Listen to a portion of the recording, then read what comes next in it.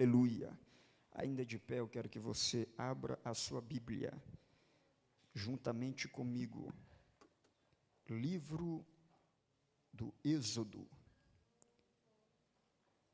Livro do Êxodo. Êxodo capítulo 1. E versículo de número 6. Êxodo 1, verso 6. Então diz assim o texto bíblico: Ora, morreram José, todos os seus irmãos e toda aquela geração. Os israelitas, porém, eram férteis, proliferaram, tornaram-se numerosos e fortaleceram-se muito, tanto que encheram o país. Então subiu ao trono do Egito um novo rei, que nada sabia sobre José.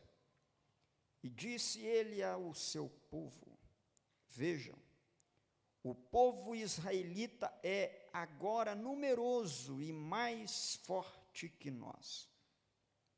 Temos que agir com astúcia para que não se tornem ainda mais numerosos, e no caso de guerra, aliem-se aos nossos inimigos, lutem contra nós e fujam do país. Estabeleceram, pois, sobre eles chefes de trabalhos forçados para os oprimirem com tarefas pesadas. E assim os israelitas construíram para o faraó as cidades celeiros de Pitom e Ramsés. Todavia, quanto mais eram oprimidos, mais numerosos se tornavam e mais se espalhavam. Por isso os egípcios passaram a temer os israelitas e os sujeitaram à cruel escravidão. Tornaram-lhes a vida amarga, impondo-lhe a árdua tarefa de preparar o barro e fazer tijolos, e executar todo tipo de trabalho agrícola. Em tudo os egípcios os sujeitavam à cruel escravidão. O rei do Egito ordenou às parteiras dos hebreus, que se chamavam Sifrá e Puá: quando vocês ajudarem as hebreias a dar à luz, verifiquem se é menino. E aí, se for, matem-no. Se for menino, deixem-na viver. Todavia as parteiras temeram a Deus e não obedeceram às ordens do rei do Egito. Deixaram viver os meninos. Então o rei do Egito convocou as parteiras e lhes perguntou: Por que vocês fizeram isso? Por que deixaram viver os meninos? Responderam as parteiras ao faraó: As mulheres hebreias não são como as egípcias, são cheias de vigor e dão à luz antes de chegarem às parteiras. Deus foi bondoso com as parteiras, e o povo ia se tornando ainda mais numeroso, cada vez mais forte. Visto que as parteiras temeram a Deus, ele concedeu-lhes que tivessem suas próprias famílias. Por isso, o faraó ordenou a todo o povo: lancem ao Nilo todo menino recém-nascido, mas deixem viver as meninas. Um homem da tribo de Levi casou-se com uma mulher da mesma tribo, e ela engravidou e deu à luz um filho. Vendo que era bonito, ela o escondeu por 3 meses. Quando já não podia mais escondê-lo, pegou um cesto feito de junco, vedou com piche, betume, colocou nele o menino, deixou entre os juncos à margem do Nilo. A irmã do menino ficou sabendo, observando de longe para ver o que lhe aconteceria. A filha do faraó descera ao Nilo para tomar banho. Enquanto isso, as suas servas andavam pela margem do rio. Nisso, viu o cesto entre os juncos e mandou sua criada apanhá-lo. Ao abri-lo, viu um bebê chorando. Ficou com pena dele e disse: Este menino é dos hebreus.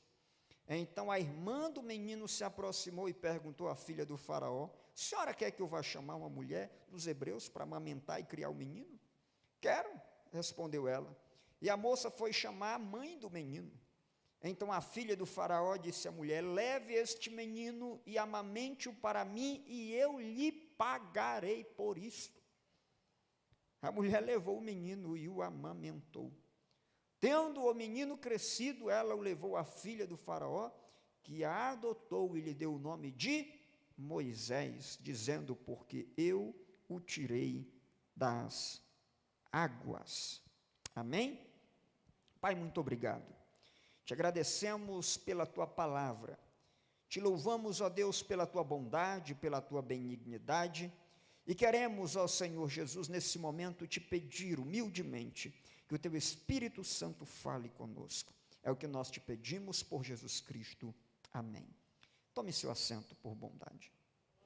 Meus irmãos e irmãs, hoje eu quero compartilhar esse texto com você, em especial como uma palavra em homenagem a este dia tão maravilhoso que nós temos a oportunidade de viver e de contemplar, de comemorar, que é o Dia das Mães.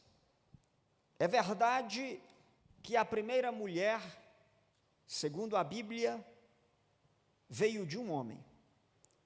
Mas depois disso, nenhum homem mais veio, senão por intermédio de uma mulher.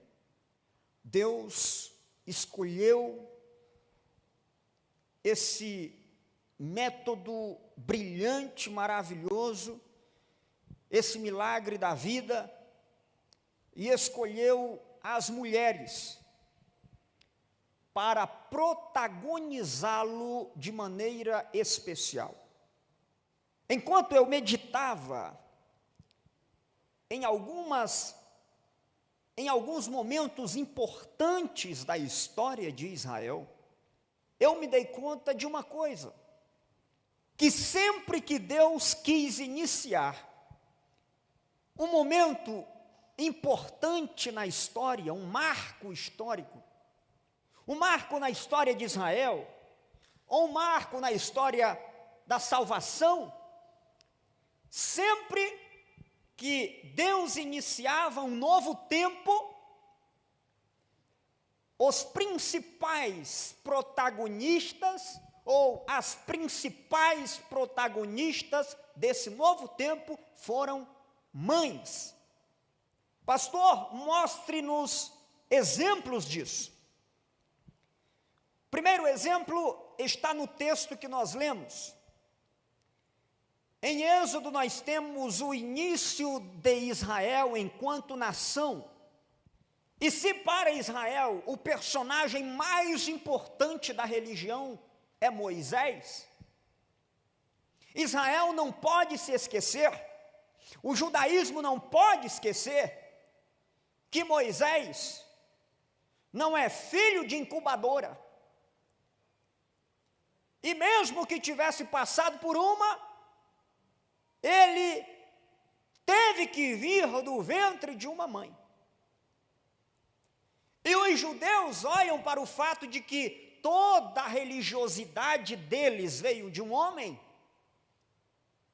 chamado Moisés, mas talvez esquecem do fato de que toda a fé de Moisés não veio direto de Deus, mas veio para ele através dos ensinamentos da sua mãe. Quando Deus quis fundar uma nação, quando Deus quis fundar um novo tempo na vida de patriarcas, Deus olhou para um homem chamado Abrão, mas esse milagre só começou a acontecer depois que uma mulher que era estéril, chamada Sarai, deu à luz a um filho. Se tornou mãe.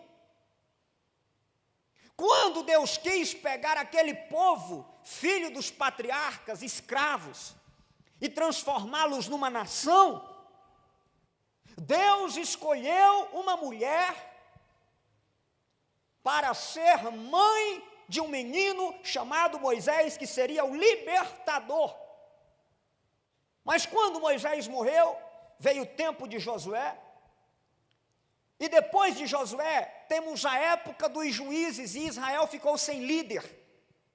Deus novamente veio a uma mulher,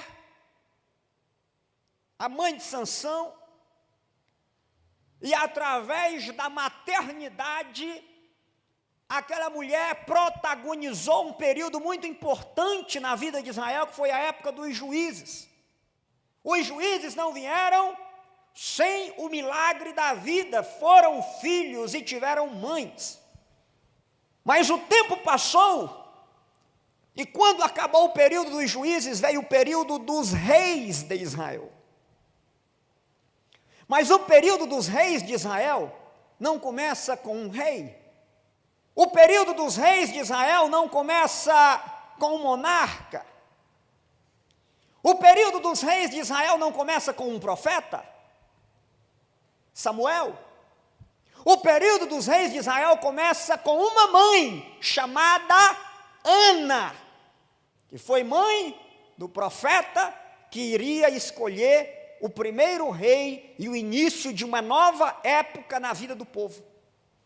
Mas quando passa esse período e nós chegamos ao Novo Testamento, quando começa uma nova época, um novo tempo, o tempo que nós chamamos de dispensação, ou pelo menos de aliança da graça, que seria inaugurado com Jesus, ele também não começa com um homem, ele começa com uma mulher que teria que ser mãe. O nome dela era Maria, e ela teria a oportunidade de ser a mãe do Salvador. Nos períodos de avivamento da história, os homens que mais foram usados por Deus no período da história da igreja, foram homens que tiveram mães piedosas, mães que conseguiram educar, que conseguiram passar, que conseguiram, de alguma maneira, inspirar os seus filhos na fé. E é a partir dessa reflexão que eu quero meditar com você, no papel que Deus deu para você que é mãe, a fim de que você entenda qual é o seu papel, de que você reconheça a sua importância, e a fim também de que os filhos que aqui nos ouvem ou pela internet nos assistem, entendam o que é de verdade ter mãe. Então, a história do Gênesis ou do Êxodo, capítulo 1, começa descrevendo um período de muito sofrimento para Israel, para os hebreus, melhor dizendo. O povo hebreu se torna numeroso, e agora os egípcios começam a temer a proliferação ou o crescimento populacional dos hebreus. E os egípcios decidem tornar a vida dos hebreus um inferno. Onde está isso?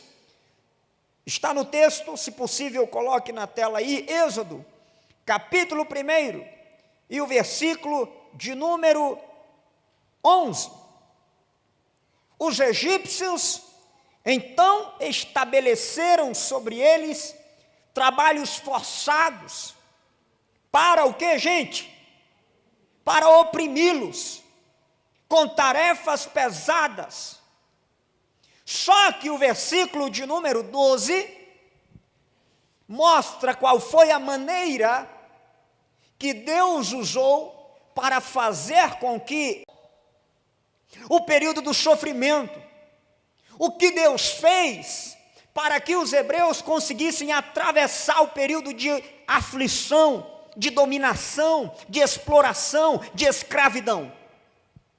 Deus fez algo interessante, que é o que está narrado no versículo de número 12. Quanto mais eram oprimidos, mais os homens tinham comunhão com as suas esposas. E quanto mais os homens tinham comunhão com as suas esposas, mais grávida aparecia. E quanto mais grávida aparecia, mais menino nascia, óbvio. Aí, era assim que o povo conseguia passar o período de sofrimento. O cara trabalhava durante o dia e os egípcios decidiram acabar com a vida deles. Os egípcios decidiram fazer com que eles não tivessem vontade alguma de viver. Mas quando o cara chegava em casa, a esposa dele já estava pronta para recebê-lo, para tirar toda a lembrança de sofrimento que ele pudesse ter. E depois de 9 meses, quando o homem chegava em casa, o que ele via? Ele via aquele bebê, aquela criança, ele encontrava, ele tirava forças de onde ele não tinha para suportar o sofrimento. As mulheres, com muita resiliência, elas conseguiam extrair, a partir da maternidade, a força de que precisavam para serem colunas, para serem base, emocionalmente falando, para a sua casa. E foi através da maternidade, foi através do milagre da vida. Pense em você que é mãe. Lembre especialmente aquelas que já têm bastante tempo em que estão nessa jornada. Eu tive a oportunidade no ano passado de visitar uma mamãe dessa igreja que eu estou vendo aqui, que é a irmã Deleuza. Ela ficou muito tempo longe aqui da igreja, muito tempo lá em São Paulo, querendo vir, não podia vir. E eu fui visitá-la lá na cidade de São Paulo, e nós tivemos um momento à tarde de compartilhamento. E a irmã Deleuza compartilhou algumas experiências que, quando eu saí de lá, eu falei: meu Deus, como é que o Senhor faz? Eu pensei que eu vim aqui como instrumento teu, para alegrar o coração da tua filha, e é ela que me alegra. Eu cheguei lá, eu quase não falei, foi ela que falou o tempo inteiro, e era o que eu precisava ouvir. Ela me contou a experiência da vida dela, a história da vida dela, e eu consegui ver por quantas experiências difíceis ela passou e enfrentou há décadas atrás, por causa dos seus filhos. Como mãe, a mãe, ela tem essa capacidade de extrair forças de onde ela não tem,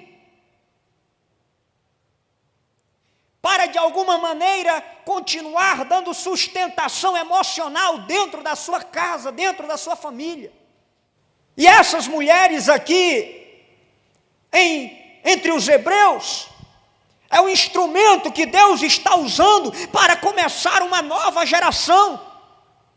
Observe aqui um detalhe.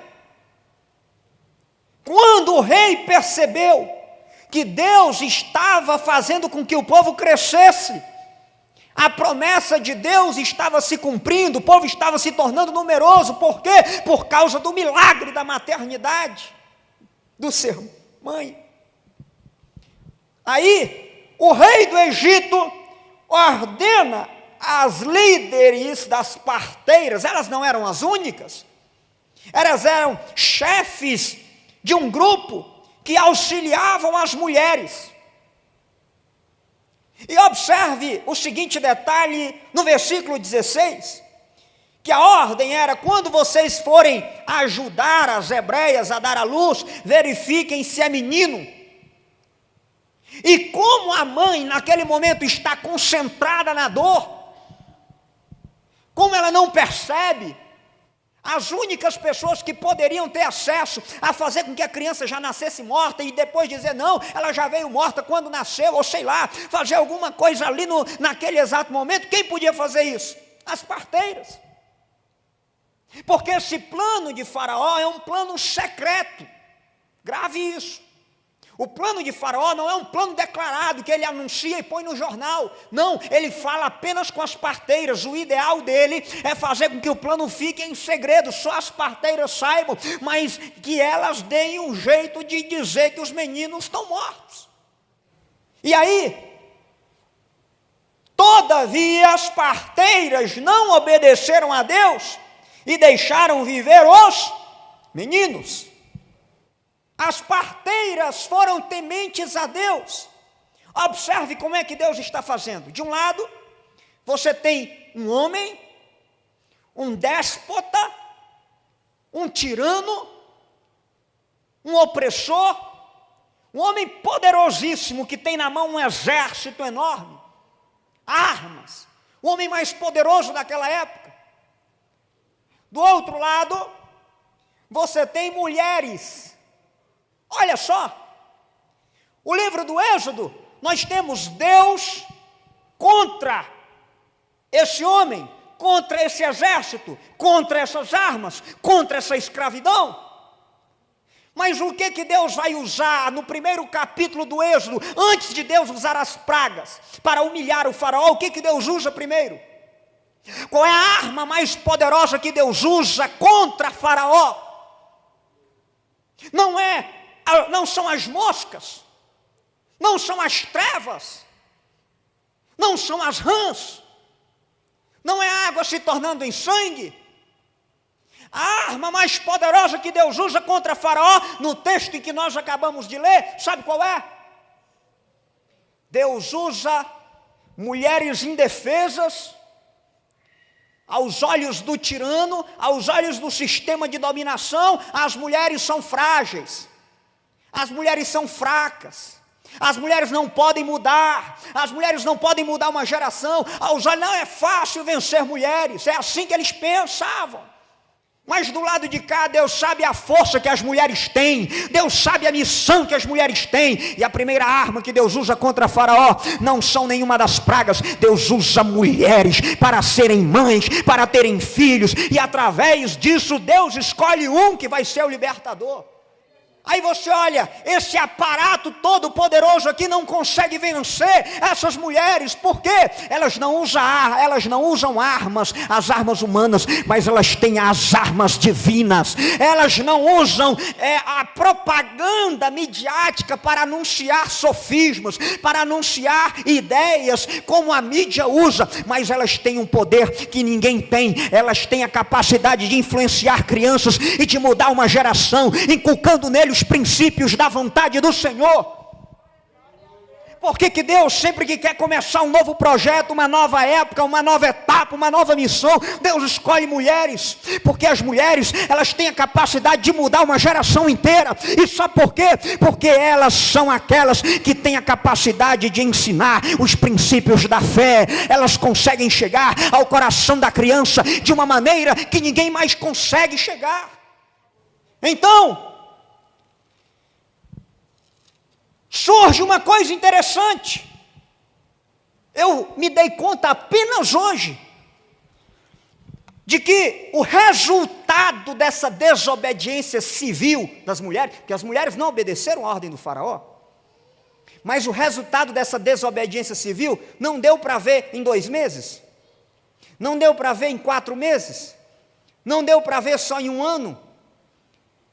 Foi necessário alguns anos, pelo menos 1 em diante, para que Faraó percebesse o resultado da desobediência civil. Como?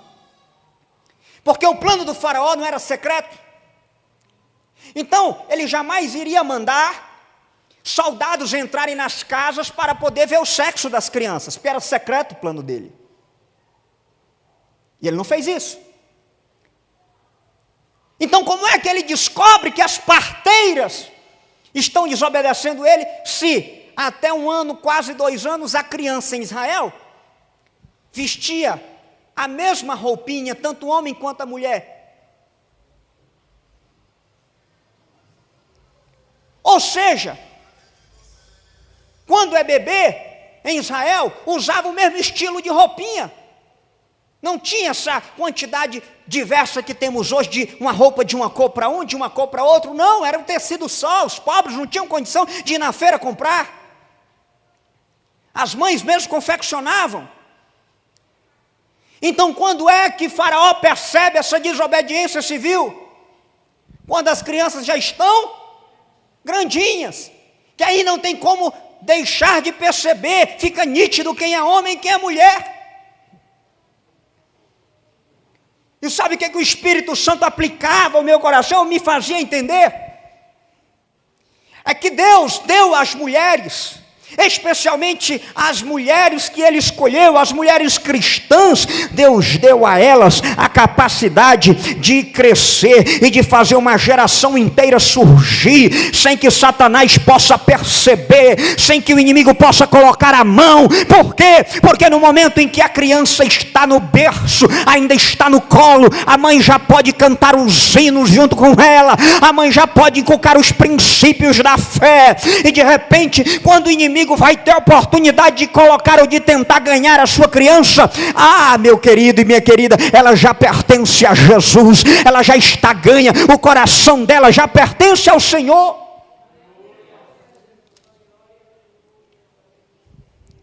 Aí, o Faraó percebe isso, e o verso 18, olhe na tela o que ele diz: o rei do Egito convocou as parteiras. E ele perguntou: vem cá, agora a gente está vendo por aí que tem uma meninada, tem um grupo inteiro, a gente anda por aí, só vê menino correndo de um lado para o outro. Por que vocês nos desobedeceram naquele período? Aí falaram: Faraó, é o seguinte, as mulheres hebreias não são como as mulheres hebreias, põe na tela aí por favor, as mulheres hebreias, verso 19, não são como eu quero, irmão, pelo amor de Deus, para aí, participa comigo aqui, vamos lá, em nome de Jesus.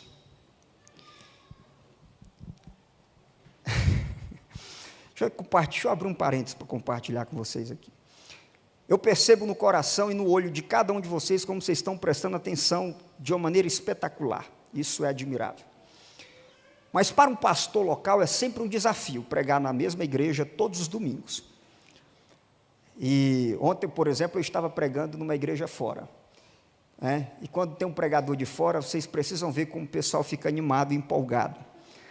E aí quando a gente pedia para participar, o pessoal gritava, e eu falei: meu Deus do céu. Mas só que se eu pregasse ali a segunda, a terceira e a quarta, na quinta já ia estar igual aqui. Então, em nome de Jesus, participa comigo para animar também o pregador um pouquinho, tá bom? Vamos lá. Então, fecha parênteses. Eu quero que você repita comigo essa frase: as mulheres hebreias não são como as egípcias. Vamos lá, 1, 2, 3. As mulheres hebreias não são como as egípcias. Aí eu fui tentar descobrir por quê. Porque o texto explica dizendo que as hebreias são cheias de vigor e dão à luz antes de chegar às parteiras.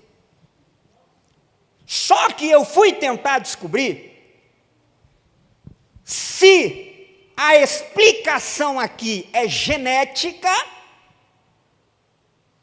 ou comportamental ou cultural. E a conclusão a que eu cheguei, depois de ver o texto, olhar o texto no original, ver as palavras, consultar alguns autores, a conclusão é a seguinte: não é que as hebreias têm uma genética melhor, suprema, em relação às demais, não é isso. Não é isso, porque isso reforçaria qualquer ideologia de uma raça superior a outra. Isso não existe, isso é coisa do diabo. Então não existe assim um povo no mundo que tem uma genética superior a outra, não existe isso. Isso já está comprovado cientificamente. Aquilo que Hitler quis tentar fazer o povo acreditar, de que existe uma raça superior a outra, é coisa do diabo. Não existe. Pode ser que tenha uma pessoa com uma genética mais saudável do que outra, isso é óbvio. Mas não existe um povo com uma genética melhor que outro.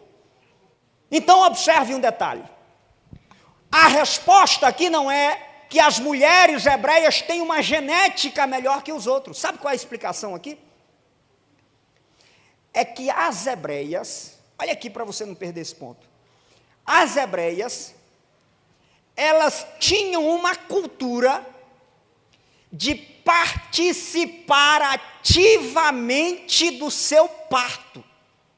As mulheres hebreias, desde quando a meninazinha começava a se entender como moça, a mãe já começava a orientá-la, e aquela moça, quando ia para o casamento, ela já ia com a expectativa de que ela iria ter um parto, óbvio que a única opção era normal, mas ela iria ter um parto em que ela iria participar disso. Ela não começava a olhar para o parto como algo que vem no futuro, como uma coisa da qual ela pudesse ter medo, mas ela já era ensinada a olhar para aquilo como uma bênção em que ela iria participar daquilo. Assim como tem, por exemplo, culturas onde, mesmo tendo a opção, por exemplo, do parto cesáreo, as mulheres, em geral, optam pelo parto normal. Então, o que está acontecendo aqui é que a pesquisa que eu fiz apontou para o fato de que as egípcias simplesmente deitavam, fechavam os olhos, recebia, quem sabe, algum analgésico, e quem participava de maneira ativa do parto das egípcias eram as parteiras. Então, na concepção do rei do Egito, se as hebreias têm o mesmo costume, como ele pensava que tinha, era fácil matar uma criança, sem que a mãe visse, porque a mãe estava participando de maneira muito passiva do seu próprio parto. Observe isso. O estilo de cultura hebreia, de cultura egípcia, dava à parteira a liberdade, se ela fosse má, de matar a criança e a mãe não vê. Mas como as hebreias eram protagonistas no seu próprio parto, não é que elas faziam só, mas elas não eram meramente passivas, precisavam sim de ajuda em algum momento. Não tinha, mesmo que as parteiras quisessem, como enganar as hebreias. Por quê? Porque elas estavam sofrendo, mas elas estavam atentas. Elas estavam com dor, mas elas estavam vigiando sobre o seu filho. Então, antes de eu aplicar essa mensagem ao coração das mamães aqui, eu quero que você repita comigo mais uma vez. As mulheres hebreias não são como as egípcias. Agora vamos trocar essa palavra e vamos dizer assim: as mulheres cristãs não são como as mulheres pagãs. Dá para a gente dizer isso? Vamos lá, 1, 2, 3. As mulheres cristãs não são como as pagãs. Escuta isso. O estilo das mulheres egípcias e pagãs criarem os seus filhos é com muita passividade. É de não ficarem atentas ao que o inimigo está colocando como ideologias. Aí para a mulher pagã, não, tudo é normal, não, isso aí não tem nenhum problema, não, isso aí é uma coisa da atualidade, isso aí a gente vai ter, não, esse princípio, não, isso aí é isso que a Globo apresenta aí, ou isso que essa outra emissora aí apresenta, não, isso é normal, esse negócio aí de homem tá beijando, não, isso é opção, meu filho, é lição, você não precisa ser, mas isso é normal. Então, olha como é que as mulheres pagãs criam seus filhos, e olha como é que as mulheres cristãs vigiam sobre os seus filhos. Não tem como o faraó arrancar um filho de uma mãe hebreia. Sabe por quê? Porque a mãe hebreia, a mãe cristã, está vigiando sobre o seu filho. Ela não é passiva na criação do seu filho. Ela não é passiva na recepção do seu filho. Ela está vigiando, ela está atenta, ela está perseverando, ela está olhando, ela está entrando, ela está averiguando, ela está investigando, ela está cuidando daquilo que Deus deu em sua mão para ela cuidar. As mães cristãs não são como as mães egípcias. Deus deu uma missão para você. Deus deu filhos para você. Deus deu uma responsabilidade para você. E sabe que Deus deu mais para você?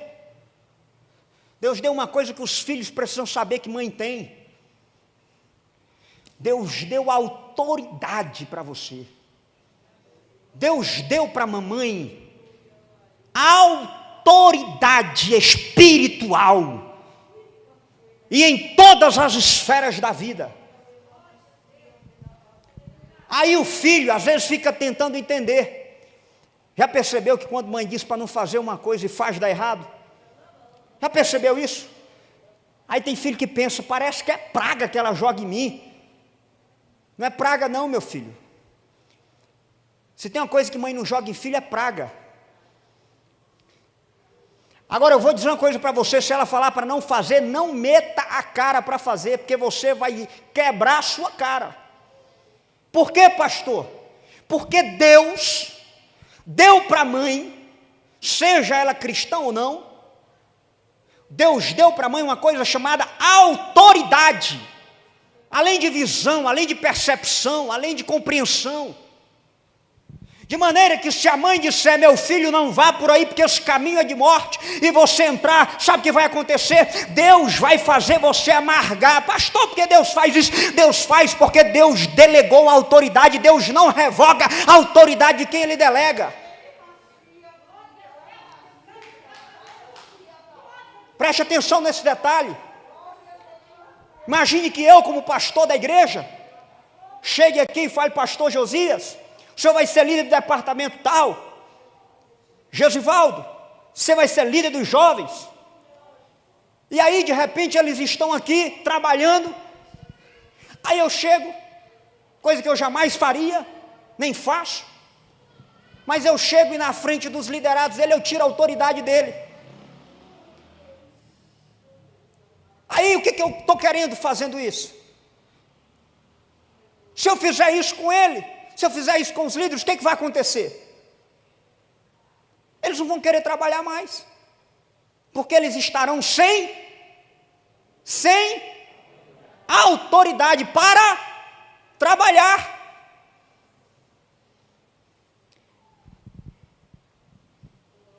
Agora, eu respeito essa questão da autoridade. Ele foi colocado como líder de um departamento. Se o departamento quiser vir falar comigo, pastor, queremos uma audiência para falar com o senhor sobre o líder. Eu não atendo ninguém antes de falar com o líder que eu deleguei, porque, primeiro, existe uma questão de hierarquia.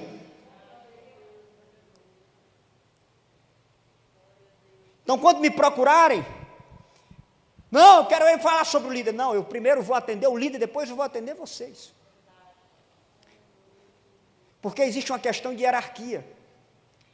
E desrespeitar a hierarquia é jogar contra si mesmo. E sabe uma coisa que Deus não faz? É atirar no seu próprio pé. Deus não delega autoridade para a mãe, e a mãe dizer assim, meu filho, não vá porque isso vai acontecer. E aí Deus não honra a palavra da mãe. Sabe por que Deus não tira a autoridade da mãe? Porque Deus não revoga a autoridade de pai e de mãe. A autoridade de pai e mãe, quando estão exercendo de maneira sábia o seu propósito, Deus honra o seu papel e as suas palavras. Deus honra. Existe um princípio na Bíblia que é um princípio inviolável, E se você, filho, quiser ser abençoado, você tem que entender, esse é um dos princípios da Bíblia mais caros e mais verdadeiros. É Efésios capítulo de número 6, versículo de número 1. Filhos, obedeçam aos seus pais no Senhor, porque isso é justo. Honra teu pai e a tua mãe. Este é o primeiro mandamento com promessa. O primeiro mandamento da Bíblia com promessa. Com promessa é esse aqui, porque os outros não têm promessa, mas esse tem promessa. O que é a promessa? A promessa é a certeza de que se você cumprir o mandamento, a promessa se realiza na sua vida. E qual é a promessa? A promessa está aqui no versículo de número 3 de Efésios 6, para que te corra bem. Primeira promessa. Segunda promessa, essa promessa se divide em duas partes: para que te corra bem, primeira parte. Segunda parte, para que tenha longa vida sobre a terra. Se você quiser ser um filho próspero, honra pai e mãe. E se você quiser ser um filho que chega a ter cabelos brancos, honra pai e mãe, porque esse é o mandamento com promessa. Deus não revoga esse mandamento. Seja quem for a sua mãe, obedeça papai e mamãe dentro daquilo que está pautado na palavra do Senhor. Para terminar, as mães tiveram seus filhos no Egito. As mães hebreias tinham um estilo de ser mãe diferente das egípcias. Elas não eram passivas. Aí o que acontece? Olha aí. Nasce um menino. Aí o capítulo 2 de Êxodo, versículo de número 2. Olha aí, Êxodo 2:2. Uma mulher lá da tribo de Levi casou com um homem da mesma tribo. E aí ela engravidou e deu à luz a um filho. Aí o que o texto diz? A mãe, vendo que era o que? Bonito. Quando eu li isso aí, eu dei uma risada. Porque isso aí é o que a gente chama no português de aquela repetição desnecessária. Como que é? É redundância. A mãe dizer que o filho é bonito, isso é redundância, não precisa. Claro, aqui tem um propósito divino com isso. Mas você já viu uma mãe que ganha aquele bichinho assim, pequenininho, né? Às vezes, permita aqui a minha colocação, talvez seria nem adequado no Dia das Mães dizer uma coisa dessa, né? Mas aquele olha aí, ó, é o que eu estou dizendo, pronto, acabou de ilustrar aqui o que eu acabei de dizer, não precisa nem dizer mais nada. Aí nasce aquele bichinho com a carinha, né, pequenininha, que alguns dizem que parece com o quê? Eu não sei com a cara, né? Não sei por que surgiu esse negócio. O menino já nasce parecendo o joelho, eu não sei. Mas aquela coisinha que você olha para a cara, parece uma carinha assim de uma catitazinha, de um ratinho. Para os outros, para os outros. Mas para a mãe, mas é linda essa criança. Nossa, que menino lindo, meu Deus do céu, como é que mãe tem a capacidade, de coisa de Deus, gente, de ver beleza onde não existe. Aí a mãe, vendo que o menino era bonito. Quem está dizendo isso? É a mãe, e a mãe é suspeita, né? Às vezes o pai também cai nessa, né? Tira foto, o menino acabou de nascer, aí fica mostrando no trabalho, ó, como é a cara do pai, parece nadinha com ele. Gente, a criança com um dia de vida, não dá para saber se ela parece com A ou B. Esse negócio a gente fica tentando, não, aparece com fulano, é só para agradar, é só para ter o que dizer, é para não ficar, né, para a gente preencher o tempo com conversa, mas não parece, não dá para saber. Mas aqui o texto está dizendo, vendo que o filho era... Meu filho, agradeça a Deus pela sua mãe. Ela é a única pessoa na face da terra que teve coragem de dizer para você que você era lindo, te enganar. Mesmo quando todo mundo olhava e dizia que você era feio. Porque isso é um processo de Deus. a mãe já está fazendo crescer a autoestima da criança, né? Já está trabalhando para que a criança não seja uma criança frustrada. Ela já está começando a dizer desde cedo: você é lindo, você é bonito, acredite nisso, você é bonito sim. Por quê? Porque Deus escolheu você, você é a imagem, a semelhança de Deus. Sua mãe disse que você é, então é. Aí, a mãe, e sabe por que Deus cria essa conexão? Já percebeu que uma criança, ela tem uma capacidade de ser graciosa? Todo bebê, até nos animais. Isso é para despertar nos adultos o senso de proteção, de cuidado. Especialmente naquela época em que a criança não pode falar, não pode pedir, não pode se expressar, ela tem que receber tudo. Então Deus dota a criança não só com a chatice do choro, mas Deus dota a criança com aquela graça do bebê, que é algo que comove o coração e que suporta mesmo o momento, a noite inteira da criança chorando. Mas aí, olha o que acontece. A mulher tem um filho, o filho cresce, não dá mais para esconder. Quando não dá mais para esconder, o que ela faz? Ela colocou o filho numa arcazinha pequena, betumou e ficou olhando, vigiando-o. Ela não abandonou a criança, mas ela ficou monitorando. Quando chegou a filha do faraó e viu aquela criança, foi despertada pelo sentimento da graciosidade que a criança desperta no adulto. E ela, que não tinha o privilégio de ser mãe, agora quis ser mãe. E foi, Deus deu a ela a oportunidade de ser mãe. Mas essa criança seria ainda mais abençoada, porque a irmãzinha dele estava lá, chegou para a egípcia e falou assim: ei, como é que a senhora vai dar de comer para esse menino aí? Não sei, a senhora vai precisar de leite. Eu conheço uma mãe que ela tem muito leite, está com o peito cheinho, está sobrando leite, está espinando leite. E ela dá de mamar para essa criança aí, se a senhora deixar eu chamar. É mesmo? É. Então chama ela. E aí foi buscar, quando chegou era a mãe da criança.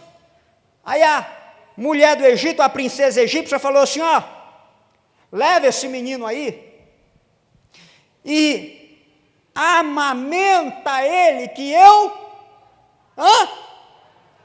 eu vou te pagar por isso.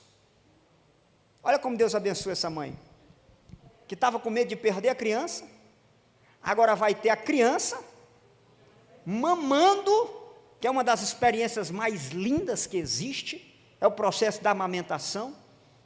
As mães que experimentam isso, porque algumas não conseguem por vários e diversos problemas, mas as mães que conseguem experimentar isso, descrevem isso como uma das experiências mais maravilhosas no ato de ser mãe.